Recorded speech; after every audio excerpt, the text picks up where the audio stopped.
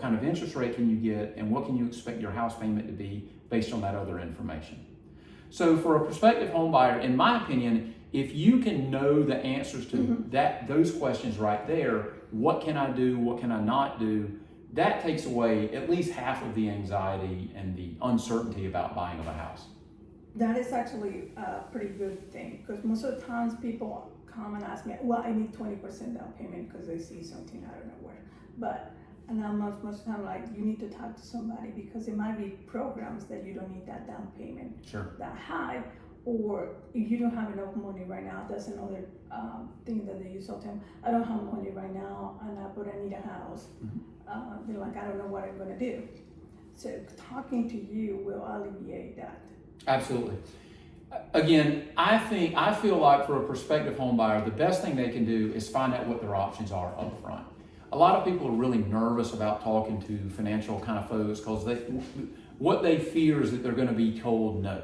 You know, we all kind of fear that, but they fear they're going to talk to somebody like me and I'm going to say, you can't buy a house, it's just not going to happen. And that's a daunting kind of fear that they have. And I understand that, but I approach it from the perspective of, when I speak to prospective buyers, I tell them the worst thing that's going to happen is that when we are done with each other, you're going to know exactly what your situation is and what you need to do to improve your situation. So that's the worst thing that'll happen. Do they have to wait a little bit? We've got to waste some time. Maybe you need credit counseling. Maybe you need to pay your debts down some. Maybe you need to be added as an authorized user on a credit card. Maybe you need to be taken off as an authorized user on a credit card. All those kind of things. We go through that stuff with them and help them figure out what their options are. Yeah, that's pretty good. I mean, most of the times people's actually the biggest anxiety, having, well, I don't know what to do. And they come up to us and ask me, well, you know, I don't have anything. I didn't know what I'm gonna do.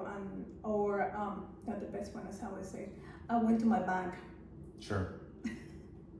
And I'm like, well, most of the time the banks require certain things, but a mortgage person has more options for you than a regular brick and mortgage. Sure. Like, you know, Wells Fargo. Sure. Stuff like that.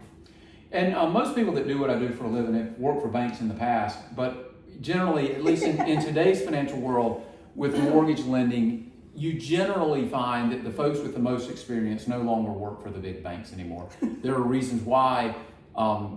Life's better and you can do more stuff and help more people, and there's about 10,000 times more options. But financial institutions are great, the banks are great, they do a good job and, you know, take care of their people. Well, if somebody wanna call